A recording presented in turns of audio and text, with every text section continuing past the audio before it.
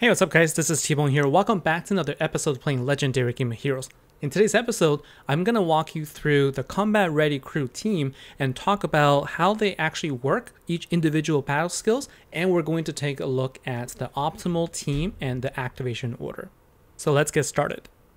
The support card, Swift Striker Anya, will create 1 power gem and 3 water gems for a total of 4 gems when you activate her battle skill. It will also passively create 1 water power gem 1 when healing skill is used. You can pass on this skill to another water slayer, so you can double the number of power gems when you heal yourself. To maximize the potential of the support card, you'll really want to pair her with a card that can heal.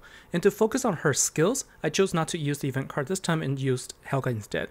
So after you use her battle skill, you'll see 4 new gems created with 1 power gem. And when the heal occurs, then 2 more power gems will be created. Since the passive abilities do last for 2 turns, you'll want to pair a couple of support cards with a couple of healers. This way you can stagger the healing and then create the number of power gems over a course of 2 turns. And in this case, turn 1, we use Alexi's healing skill and we created 4 power gem once. Next turn, we'll use Helga's skill and then create 4 more power gems as well. So this does allow you to have more sustained damage over 2 turns. Next, we have the event card Gunnery Master Falana. The first thing you'll want to know about this card is that it only boosts damage and health for skill versus skill attacks as a leader, so do not use her as a leader for events. Her battle skill will create power gems and also heal, so she's a really good card to pair with the support card that we saw from earlier. Falana's battle skill will create 6 power gems on turn 1, and then if you add the support card skill to the mix, it'll add 2 more to the total there.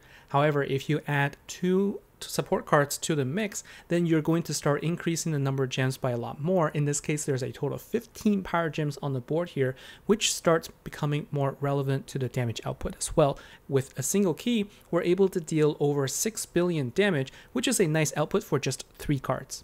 Now, the ultra rare card Queen at Arms Anya is very similar to the support card, but with stronger skills. Her battle skill will create more power gems at higher levels, and also she's able to pass her passive ability to more units, up to 4 at 300 Slayer skill points. Her battle skill will be able to create up to 5 gems with 2 power gem 2s, and then with the passive ability, when you heal, you're going to create a total of 4 power gem 3s. But her skill really shines when you can get the skill point up to 300. What we're seeing here is a battle where a single ultra rare card is paired with a couple of with a healer, and when you activate her and then activate Alexi, you'll see the total number of power gem 3s that's created has gone up to 10, which makes it a huge power spike. Now, the Master Collection card Crew Chief Rylan is very much similar to Falana, except instead of power gem 1s, he'll create power gem 4s, and he has this passive ability that will give you a damage reduction whenever there's 8 or more power gems on the board. Here we can have a quick comparison between using the support card and the ultra rare card. The support card combination gives you 10 power gems here, whereas with the support card in the mix, when you activate her skill and then activate Rylan's skill, it's a total of 14 power gems. And finally, we have the ultimate form combat ready crew. Now, there is a lot of information here and almost covers the whole screen. First, leader skill. It is double damage and health in Proving Grounds, and then the battle skill has more power gems in that it'll create 4 power gem 4s and doubles when there's at least 50% health. It has the same upper limit that will decrease the damage taken.